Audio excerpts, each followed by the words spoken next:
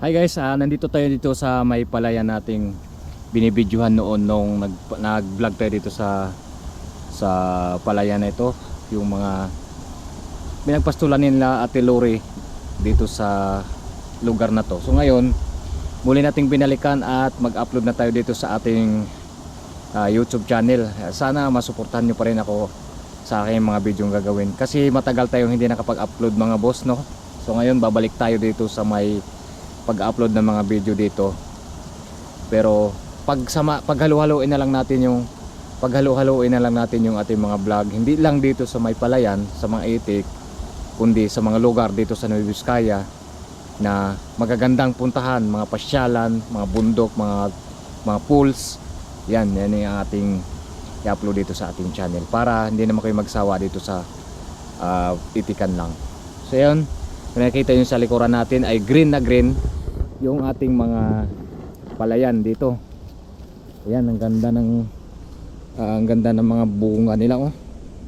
Sa Ilocano pa, mga bagas. Ang ganda ng mga na asikaso sa abono, na alagaan ng abono. Kaya green na green ngayong buwan ng April. So ayan, oh, mga harvest siguro ito, mga katapusan ng May o kaya May. Ang ganda, oh. Sis, nandito tayo sa gitna ng kalsada na maliit. So ito pala yung lugar na to mga boss, ito mga idol, ay ito yung lugar ng Dinili dito sa Bambang. So kung makikita nyo, green na green. Yan, makikita nyo sa drone shot, grabe ang green. Malawak at magandang pagmasdan itong pasyalan, pastulan ng mga itik nila Ate Lori. At meron din mga dumadayo dito, hindi lang sila Ate Lori.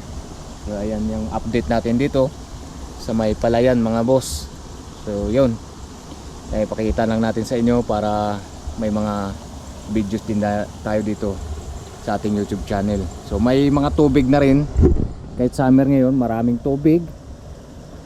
Ito kung nakikita natin yan, ayan, daming tubig na yan. Yan yung kabilang palayan. So sa nakikita natin ngayon ay walang mga nagpapastol dito mga boss, no, kasi hindi pa naman naaani.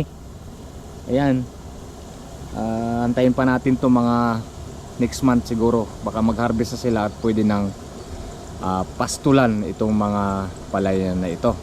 So ayun, diba?